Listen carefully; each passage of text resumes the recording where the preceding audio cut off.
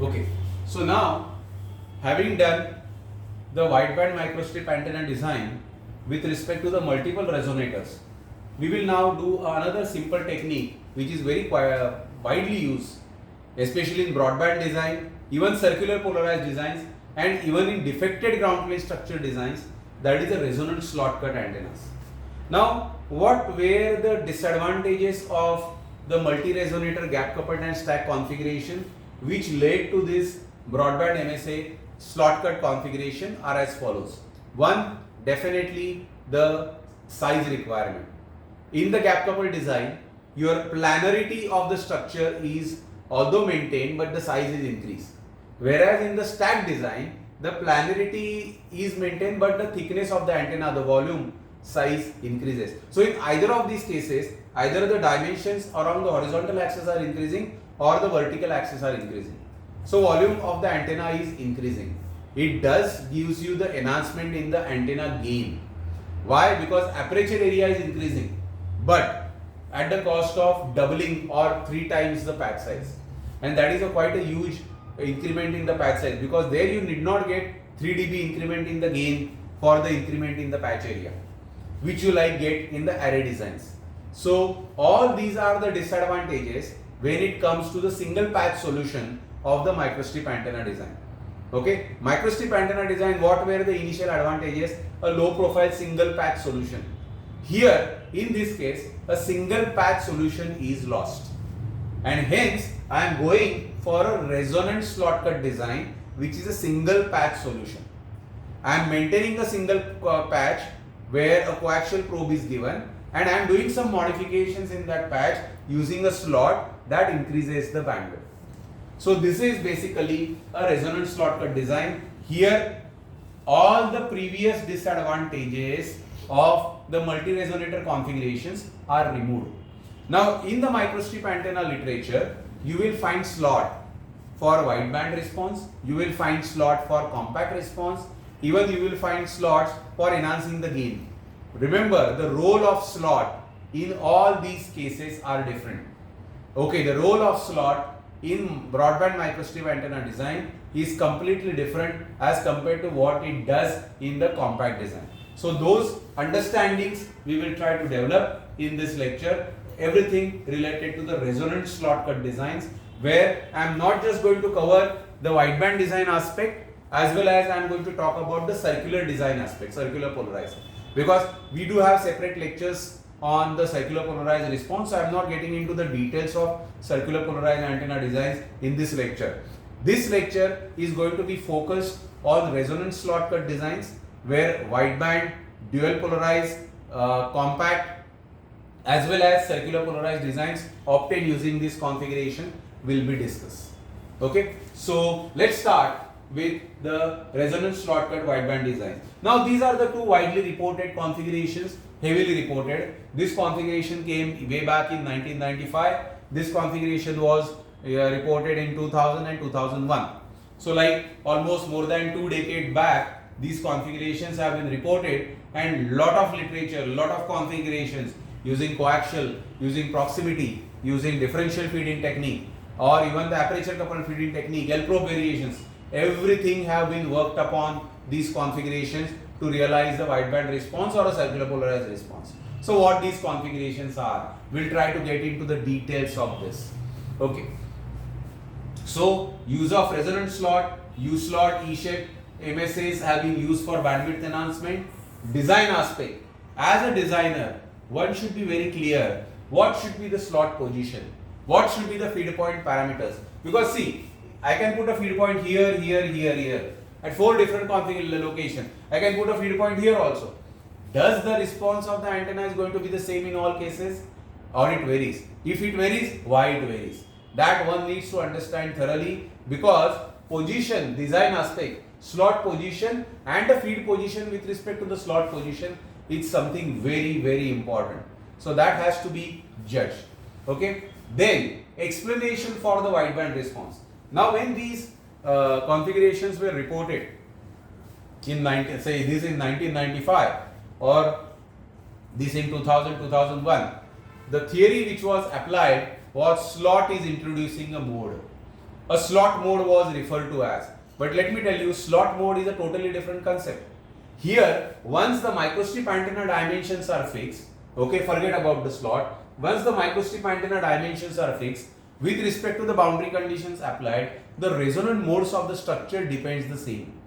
Okay, any modifications in the patch actually does the modifications in the interspacing between these frequencies, and that lead to the wideband response. So the concept of slot mode was slightly changed over the years. Initially it was considered that the slot mode was getting introduced, and slot mode along with the patch fundamental mode was increasing the bandwidth. Now for this position, what will be the fundamental mode? 01. Okay, because it is along the width of the patch. So that along with the mode introduced by the slot increases the bandwidth. So like we have seen the multi-resonator case where F1 and F2 were brought to closer. So F1 was naturally TM10 or TM01 mode of the patch, and the slot mode was F2. So they were coupled together to increase the bandwidth. So that was the thought process which was considered. But over the years, lot of study has been evolved, and that showed that it is not a slot mode, but some higher order mode is contributing to the wideband response at the around the fundamental mode frequency. So those details we will see in these lectures. Further, based on this explanation, because earlier days papers, definitely they were good papers, and so much of information was there. If so much of information related to the polarization variation also was discussed in those papers, but some kind of a design aspect was missing. They were not talking about, because see, whenever you design an antenna, there should be some design guidelines, because those design guidelines should be helpful, because as an antenna engineer, when you propose some configurations, you need to provide some design formulations. So using those formulations, I can redesign that antenna at some different frequencies. So those formulations were missing at that time, which again were evolved over a period of time, and now we do have some design formulations related to the wideband design as well as the circular polarized design using U slot as well as E-shape configurations. Okay, so let's get into the understanding of these slot cut antennas. I will be explaining the detailed study carried out for the U slot cut patch. Similar study can be extended for the E-shape antenna or even other variation like a V slot antenna, because the variation of U slot is a V-shape V slot antenna. The V slot will look like this as against the U slot structure. So U slot and V slot are more or less the same structures. Okay, fine. So these were the initial reported configurations. Okay, the reference, this is the paper from 1995. It appeared in the electronic letter, very nice paper, short and informative, where details about the wideband response was discussed. Later on, one more paper came in the same journal where it provided the polarization behavior of the design, and that paper showed that towards the higher frequency component of the antenna response, a polarization shift was taking place. So that was brought out by that particular paper, again appeared in the same journal. So this was the initial reported design. Why I showed this design over here, one very important aspect as an antenna engineer one should know. Look at this L by W ratio. W should be taken equal to 1.2 times L, okay, or the reverse way. But look at this L by W ratio, this is almost double, 1:2. Okay, so as I mentioned you earlier in the earlier lectures related to the introduction of microstrip antenna, there I must have told you that when you select a wider L by W ratio or W by L ratio, naturally the orthogonal mode frequencies are closely packed with respect to the fundamental mode frequencies. If that happens, if any modifications in the patch is done in the form of slot, then those frequencies can be tuned with respect to the fundamental mode frequency more easily to realize the wideband response. And that is the reason why that higher aspect ratio, I will say higher aspect ratio between L by W in this configuration, or even you will see the E-shape design was used.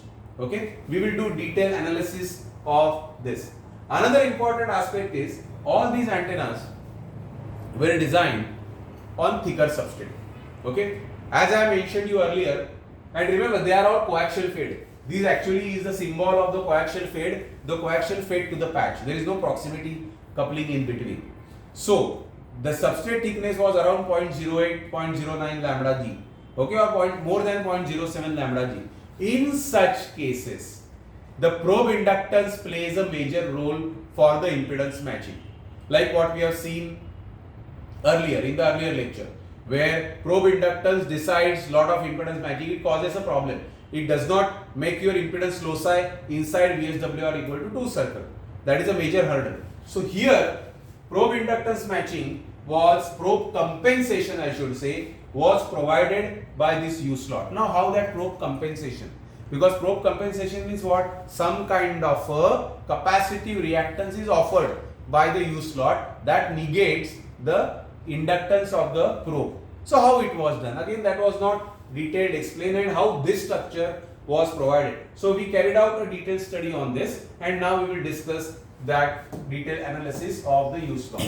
Now just to in continuation to that, this is the design which was reported in 2000 or 2001 for the E-shaped microstrip antenna, where unlike the U slot was cut inside the patch, E-shape is cut on the patch boundaries. We have analyzed this structure also, and I will tell you the difference between the U slot design as well as the E-shape design. Okay, so let's start with the analysis. Again, just to begin that, there was one more nice paper which came in the reported literature, which provided the variations or comparison of all these slot cut configurations.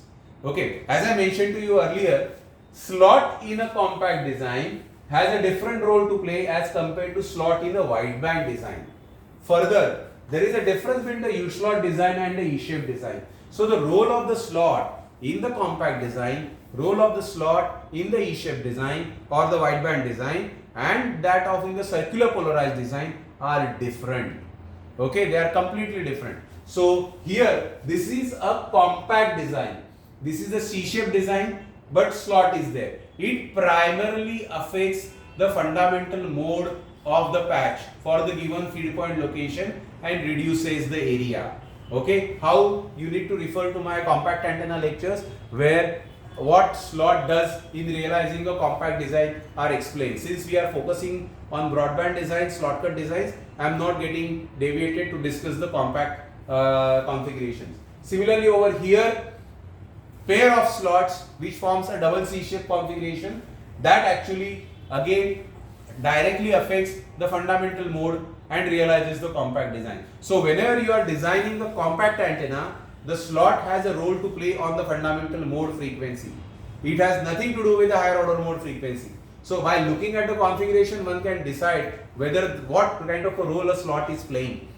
Okay, so U slot, when you cut in the patch, it has a different role to play, whereas a C-shape design or a double C-shape design has a different role to play. Against that, E-shape design has a different role to play. So all these, as I mentioned, this line is very important. Slot role in every configuration, and when we go to the defected ground plane structures, the role of the slot is completely different.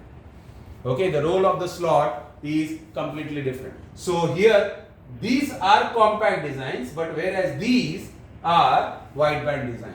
So now let's see what exactly slot does in the wideband configuration.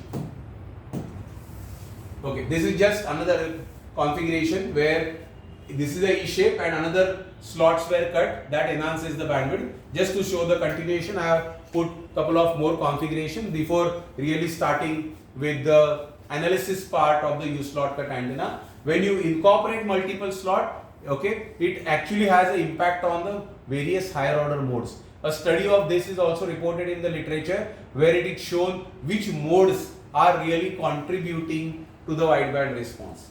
Okay. Okay, now let's start with the analysis of the U slot. Now what do you mean by that? Here in this case, what you have to do is analyze the effect of every element of the slot part by part.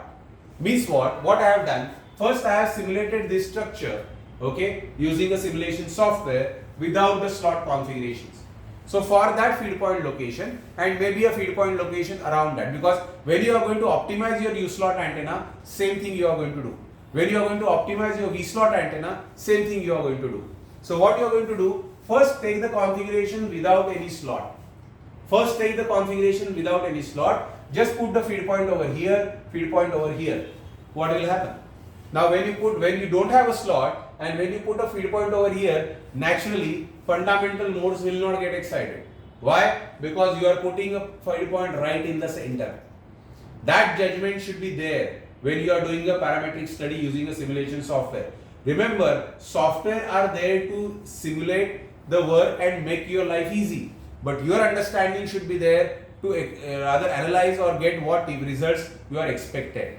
So that thought process should be put in while simulating the designs. So here when I put a feed point, naturally I am not going to get any fundamental mode. Higher order modes will get excited. What? TM20, because 20 is 2 half wavelength variation along the length. Okay, so TM02, 2 half wavelength variation along the width. So those modes will get excited, but no fundamental. But when I shift this feed point up, naturally 01 mode starts contributing. Okay, so as a antenna designer, what you should do? First take a slot, first take a patch without slot, analyze the effects of the feed position on that patch without considering slot. So there the driven modes of the patch for different feed configurations are judged. Okay, after that for U-slot configuration, what you should do? Keep a feed point over here, because naturally at this position when it is in the center, because this is another thing what is reported in the paper, that feed point is there in the center of the patch, still you get impedance matching, but the reasons are different. Reasons are different over there, because when you cut a slot, the null field location of the fundamental mode itself gets changed. Okay, null field location of the fundamental mode itself gets changed. Now just to explain on that aspect, I'll just deviate away from the slide. I'll explain that point first. What do you mean by that?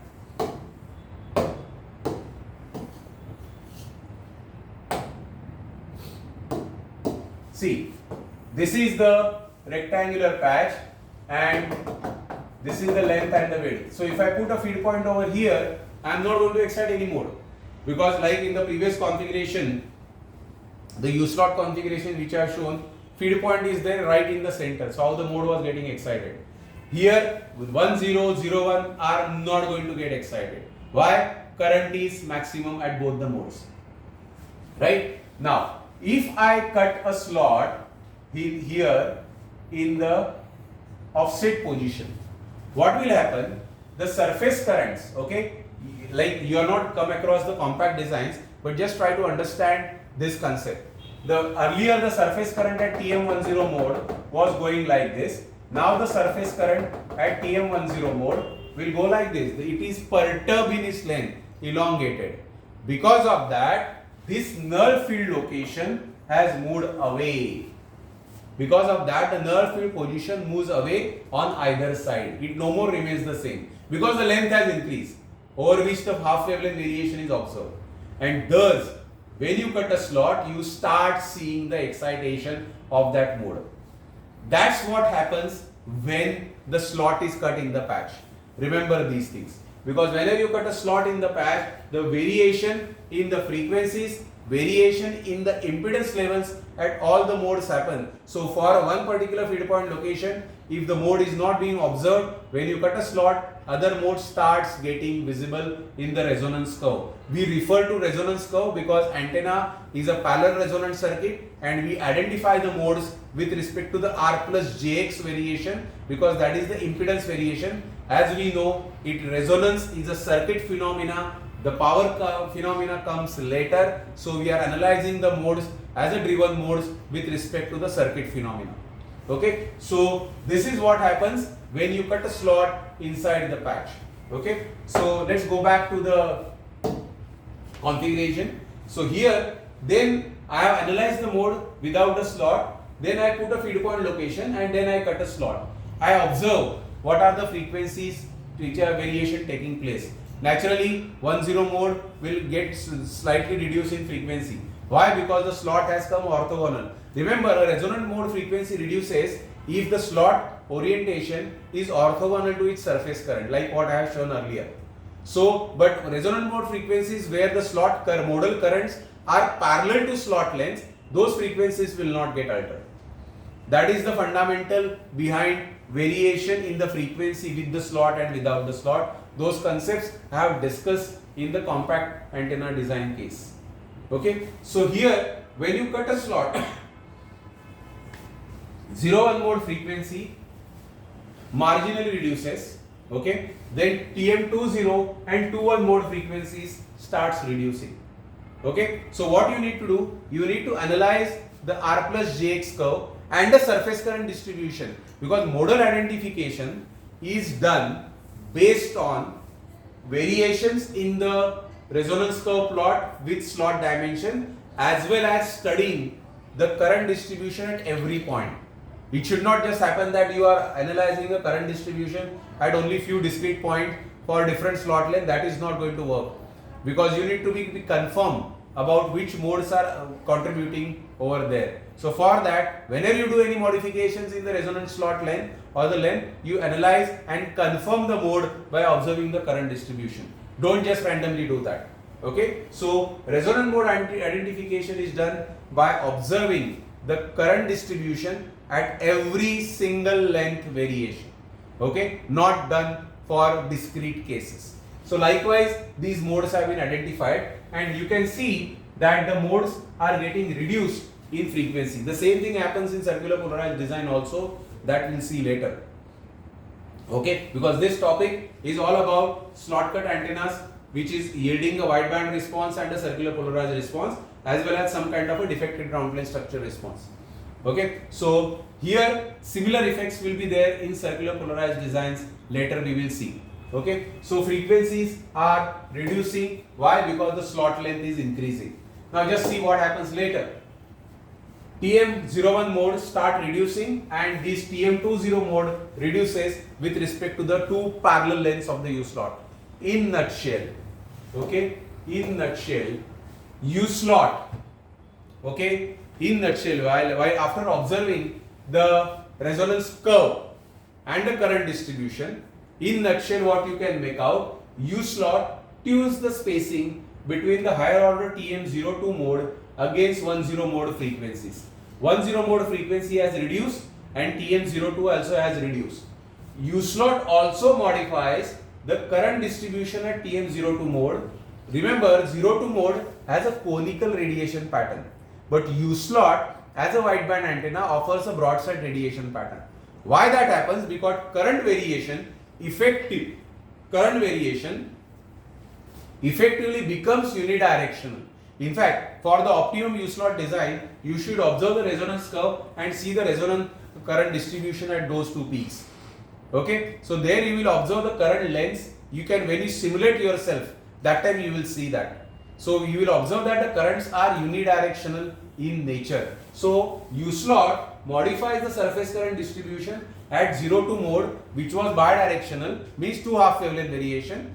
It remains two half wavelength, but effectively with the slot configuration, it appears to be a single half wavelength variation along the length of the patch.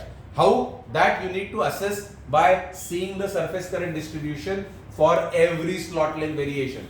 Again, I am repeating here, you cannot identify and finalize a mode just randomly by looking at the resonance curve. Resonance curve as well as the surface current distribution for every case have to be studied precisely to arrive at these conclusions, which we have done in this study. So U slot modifies the surface current distribution at 02 mode and yields the broadside pattern, because ultimately the wideband response is attributed to the close spacing of these two. Increasing slot, okay, what happens is, now this is something very interesting. I just take an example of the board over here.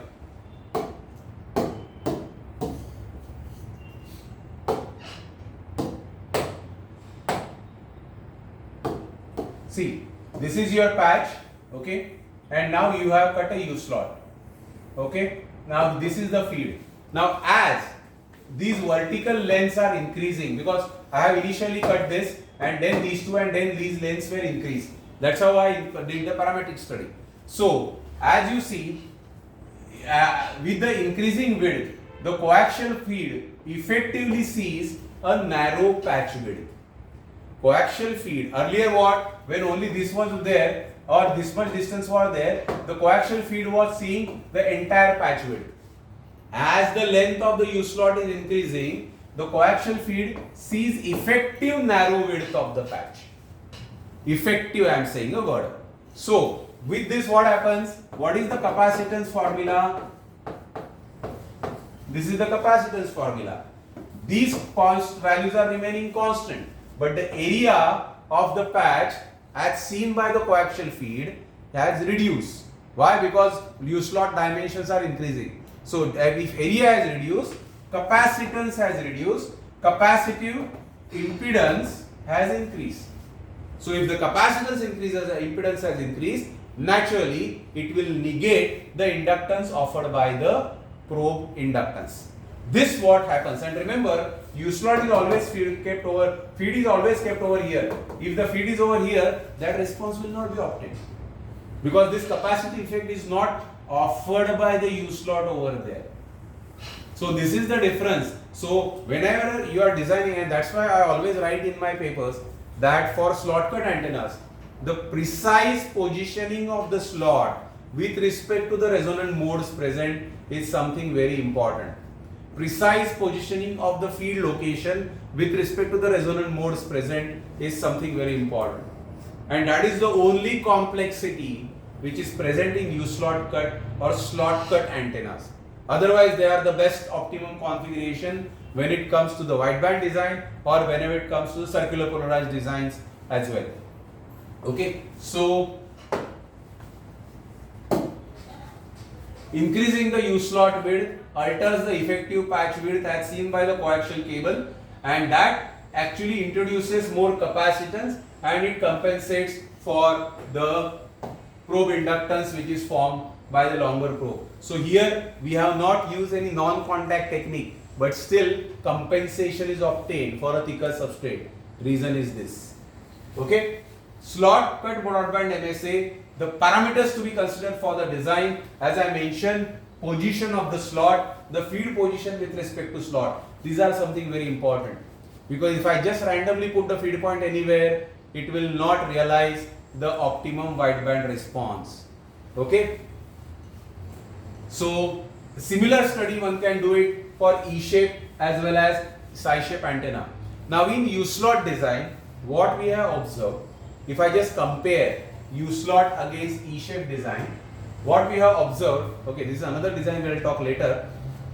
What we have observed that in U slot cut design, TM20 mode or 02, depending upon where is your feed, that is contributing to the bandwidth, whereas in E-shape design, TM10 mode is only contributing to the bandwidth. Okay, because of that, E-shape design has a more flatter gain response as against the U slot cut antenna. So if I compare, both the designs provides nearly the same bandwidth, but with respect to the optimization of gain parameter point of view, E-shape antenna is the most optimum one. Why the gain response is flatter? Because unidirectional nature of the current is more maintained on the patch against the U slot cut design. That you will confirm by analyzing this. Similarly, what we have done it for U slot for E-shape design. From that you can confirm that. Okay, so against the U slot and E-shape design, I personally feel E-shape design is more better option as compared to the U slot cut antenna. But both the antennas does provide a good bandwidth as well as a single patch solution. Both the bandwidth, both the designs has a similar aspect ratio considerations. Okay, we have done similar configurations in the literature where lower aspect ratio also have been used to realize the wideband response using these patches. Okay, now the only disadvantage with this was a thicker substrate. There are some techniques which are going on in the current study or which have been reported earlier. One such technique is the modified ground plane design. Now, modified ground plane structures, they are basically defected ground plane structures, is a separate topic, and that will be our last lecture today, when we are going to consider that after this broadband and U slot cut circular polarized configuration. So modified ground plane structures are used to create the compact response They are used to create the wideband response, lower cross-polar radiation, as well as optimizing the antenna response on a thinner substrate. This is what we have exploited for a E-shape as well as U-slot design. Similar configuration using U-slot also is reported in the literature, where the modified nature of the ground plane is used to realize the wideband response on thinner substrate. So this was just put in continuation to the E-shape and the U-slot cut antenna, which we have discussed for analyzing this structure. You can see this is a ground plane structure which is bow tie in nature, and this has been used to reduce the antenna substrate thickness. So 0.08 lambda g was the substrate thickness required, so that was brought down to 0.06 lambda g using this modified ground plane technique. Okay, so using the combination of resonant slots. Why I am saying a resonant slot? They are not resonant in nature, but they are actually affecting your resonant modes. That's why I am addressing them as resonant slots. So by using those resonant slots and then using the combinations of the modified ground plane structures, we realize a thinner substrate wideband designs. Okay, this is the beauty of it. Okay, now just to continue with this, I'll just introduce the topic within a few minutes related to the dual band, and then we'll go to the circular polarized U-slot cut antennas. That is our main topic of study. Okay, fine. So dual band antenna, why dual band operation is required? Basically the frequency agility. Now consider the wireless communication application where the interference occurs, jamming occurs. You are operating at 900 megahertz and some kind of interference and jamming occurs. What you need to do? Swiftly you have to go to the other frequency band offering similar antenna characteristics. So in such cases, frequency agility is required. Diversity in frequency is required. So there dual band antenna, multi-band antenna comes to picture. And there different techniques are used. Main concept behind dual band antenna is basically not controlling the coupling between the resonant modes which were there in the broadband design as well. Because there is a thin line which differentiates between the broadband design and the dual band design. If the coupling between the modes is not controlled, then it leads to a dual band design, because the loop size increases beyond VSWR equal to 2 circle. In fact, those similar explanations you will find it in the literature. So based on that, different configurations have been realized. In fact, it's a very wide topic: dual band, multi-band, dual band, multi-polarized. So multiple such variations are there. I am just going to introduce different techniques which are there for these dual band configurations. I am not going to get into the details functioning of that. Okay, so need of dual band antenna, I already told you, frequency agility. So I can introduce a stub onto the boundaries of the patch similar to the U-slot cut antenna. It perturbs the higher order mode and gives me a dual band similar polarization response. Okay, another variation is a slot. It again, you can see these are the dual frequencies obtained. It creates variations in the higher order mode frequency, reduce the surface current distribution at higher order mode frequency, like what we have observed in the wideband design, and it creates a dual band response. Okay, this is the case of dual band dual polarized response, because here I am affecting 1-0 as well as 0-1 mode. Okay, these are some of just the fabricated prototypes. This is the case of multi-band design. Okay, so now in the next lecture we will start with our main topic of circular polarized antennas, but only focus will be on resonant slot cut antennas designs and their discussions. So we'll now meet in the next lecture. Thank you.